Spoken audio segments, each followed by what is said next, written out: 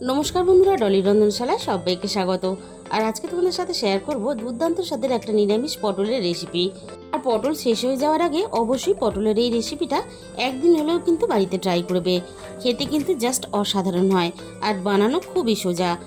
আর রেসিপিটা দেখতে যতটা লোভনীয় হয়, খেতে কিন্তু তার থেকে 10 গুণ বেশি ভালো হয়। আর বন্ধুরা, রেসিপিটা শেষ পর্যন্ত দেখার জন্য তোমাদের কাছে আমার অনুরোধ রইল। আর এই রান্নার জন্য আমি বেশ কয়েকটা পটল নিয়েছি। আর পটলের এই রেসিপিটা দিয়ে তোমরা গরম গরম ভাত, লুচি, পরোটা সব কিছুর সাথেই কিন্তু খেতে পারবে। এবার আমি রান্নার জন্য পটলগুলোকে কেটে রেডি করে নেব। পটলগুলো দেখো বেশ আমি অল্প অল্প খোসা রেখে ছাড়িয়ে নিয়েছি। আর পটলগুলো বেশ অনেকটাই ছোট, তাই পটলের পরিমাণটাও আমি এখানে একটু বাড়িয়ে নিয়েছি। এবার আমি একটা টুথপিক দিয়ে পটলের গায়ে একটু এরকম করে ফুটো করে দেব। তাহলে পটলের ভিতরে সমস্ত রান্নার তেল মশলা চলে যাবে, আর তার জন্য কিন্তু পটলটা খেতে ভালো লাগবে। সবগুলো পটল ঠিক আমি একইভাবে দেখো এরকম করে রেডি করে নিলাম। এবারে এই রান্নার জন্য একটা মশলা বানিয়ে নেব। তার জন্য আমি মিক্সির জারের মধ্যে দিয়ে দিলাম অল্প একটু ভাঙা কাজু বাদাম, আর সাথে দিয়ে দেব 2 চামচ পরিমাণ পোস্ত। কাজু বাদামের পোস্তটাকে আমি প্রথমে শুকনো অবস্থাতে খুব ভালোভাবে পেস্ট করে নিয়েছি। এইভাবে যদি প্রথমে শুকনো অবস্থাতে পেস্ট করে নাও, তাহলে পোস্ত আর কাজু বাদামটা একসাথে খুব ভালোভাবে পেস্ট হয়ে যাবে। এবার আমি অল্প একটু জল দিয়ে দেব। কাজু বাদাম আর পোস্তটাকে আমি খুব ভালোভাবে দেখো একসাথে পেস্ট বানিয়ে রেডি করে নিয়েছি। এবার আমি পেস্ট করা কাজু বাদাম আর পোস্তটাকে একটা বাটির মধ্যে ঢেলে নিলাম। অল্প একটু জল দিয়ে মিক্সির বাটি ধুয়ে আমি বাটির মধ্যে ঢেলে নিলাম। এবার আমি ওই একই মিক্সির জারের মধ্যে আরও একটা মশলা বানিয়ে নেব। তার জন্য আমি মিক্সির জারের মধ্যে অল্প একটু আদা দিয়ে দিলাম প্রয়োজন মতো, আর সাথে ঝালের জন্য দিয়ে দিলাম 4টে কাঁচা লঙ্কা। অল্প পরিমাণ জল দিয়ে আমি সব কিছু একসাথে আবারও খুব ভালোভাবে পেস্ট বানিয়ে নেব। আর এই রান্নার আরও একটা উপকরণ, আমি এখানে 250 গ্রাম পরিমাণ লিকুইড দুধ নিয়েছি। আর দুধের মধ্যে আমি 1 কাপ পরিমাণ জল দিয়ে আমি দুধটাকে আরও একটু বাড়িয়ে নিয়েছি। আর দুধটা কিন্তু আমি এখানে রান্নার জন্য কাঁচাই নিয়েছি। তোমরা চাইলে আগে থেকে দুধটাকে জাল করে নিতে পারো। আমি এবার পটলটাকে রেডি করে নেব। তার জন্য আমি পটলের মধ্যে স্বাদ মতো লবণ দিয়ে দিলাম। এবার আমি লবণ দিয়ে পটলটাকে খুব ভালোভাবে এইভাবে হাত দিয়ে ঘষে ঘষে মেখে নেব। তাহলে চলো রান্নাটা আমি কিভাবে করেছি সেটা দেখে নেওয়া যাক। আমি প্রথমে কড়াইয়ের মধ্যে পরিমাণ মতো সর্ষের তেল দিয়ে দিলাম। তেলটাকে আমি এবার খুব ভালোভাবে গরম করে নেব। রান্নাটা আমি সর্ষের তেলে করছি, তোমরা তোমাদের সুবিধা মতো যে কোনো তেলে রান্নাটা করতে পারো। এবার আমি কেটে রাখা পটলগুলো ভাজার জন্য তেলের মধ্যে দিয়ে দেব।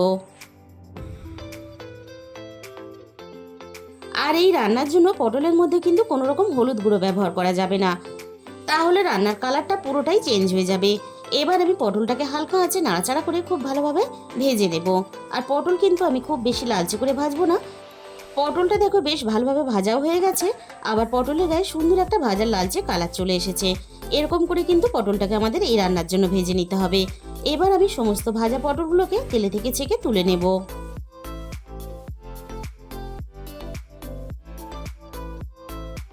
এবার আমি ওই একই তেলের মধ্যে পেস্ট করা কাঁচা লঙ্কা আর আদা বাটাটা দিয়ে দিলাম। আদা আর কাঁচা লঙ্কাটা তেলের মধ্যে আমি মিনিট 2 মতো হালকা একটু নাড়াচাড়া করে কষিয়ে নেব, আদার কাঁচা গন্ধটা চলে যাওয়া পর্যন্ত। কাঁচা লঙ্কার ঝালেই কিন্তু আমি রান্নাটা করব। আমি কিন্তু রান্নাতে কোনো রকম ঝালের জন্য গুঁড়ো লঙ্কার ব্যবহার করব না। যেহেতু আমরা রান্নাতে দুধ ব্যবহার করব, তাই গুঁড়ো লঙ্কাটা না ব্যবহার করাই ভালো। রান্নাতে একটা সুন্দর কালার আসার জন্য আমি দিয়ে দিলাম অল্প একটু কাশ্মীরি লঙ্কার গুঁড়ো, আর সাথে আমি দিয়ে দিলাম অল্প একটু গরম মশলার গুঁড়ো, আর দিয়ে দেবো এখানে স্বাদ মতো লবণ। আর সব শেষে আমি দিয়ে দেবো রান্নার মধ্যে স্বাদ মতো চিনি। আর চিনিটা কিন্তু অবশ্যই রান্নাতে ব্যবহার করবে, তবেই কিন্তু রান্নাটা খেতে ভালো লাগবে আর স্বাদের ব্যালেন্সটা ঠিক থাকবে। মশলাটা আমি মিনিট 2-3 মতো খুব ভালোভাবে কষিয়ে নেব, যাতে মশলা থেকে সুন্দরভাবে তেলটা ছেড়ে বেরিয়ে আসে। মশলাটা আমি দেখো নাড়াচাড়া করে খুব ভালোভাবে কষিয়ে নিয়েছি। এবার আমি রান্নার মধ্যে কাজু আর পোস্ত বাটাটা দিয়ে দেব।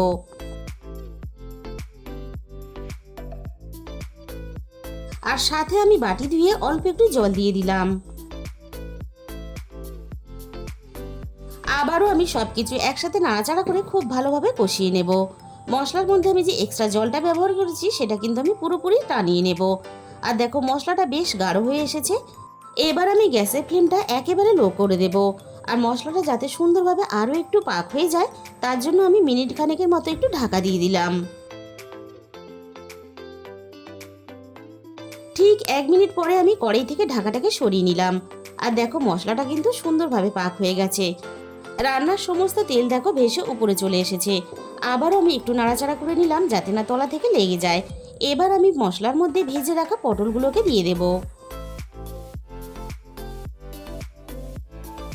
এবার আমি মশলার সাথে পটলটাকে নাড়াচাড়া করে খুব ভালোভাবে কষিয়ে নেব যাতে পটলের ভিতর পর্যন্ত রান্নার সমস্ত তেল মশলা খুব ভালোভাবে চলে যায়।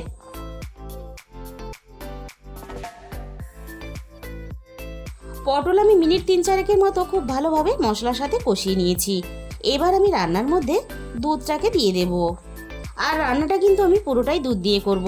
আমি কিন্তু আর রান্নাতে কোনো রকম জল ব্যবহার করব না। আর তোমরা যখন রান্নাটা করবে তোমাদের যদি মনে হয় তাহলে কিন্তু অল্প একটু রান্নাতে জল ব্যবহার করতে পারো। সব কিছু আমি একসাথে খুব ভালোভাবে নাড়াচাড়া করে মিশিয়ে দিয়ে এবার আমি পটলগুলো খুব ভালোভাবে সিদ্ধ হওয়ার জন্য গ্যাসের ফ্লেমটা একেবারে লোতে রেখে আমি কিছুক্ষণের জন্য ঢাকা দিয়ে দিলাম। আর খেয়াল রাখতে হবে যেহেতু আমরা রান্নাতে দুধ ব্যবহার করেছি তাই কিন্তু গ্যাসের ফ্লেমটা লোতে রাখতে হবে। 10 মিনিট পরে আমি কড়াই থেকে ঢাকাটাকে সরিয়ে নিলাম। আর পটলগুলো কিন্তু এখানে খুব ভালোভাবে সিদ্ধ হয়ে গেছে। আর গ্রেভিটা কিন্তু আমি ঠিক এরকম রাখবো, কারণ রান্নাটা ঠান্ডা হওয়ার পরে গ্রেভিটা কিন্তু আরও একটু টেনে যাবে। এবার আমি রান্নার মধ্যে আরও একটু গরম মশলার গুঁড়ো দিয়ে দিলাম। আর সাথেই দিয়ে দেবো 1 চামচ পরিমাণ ঘি।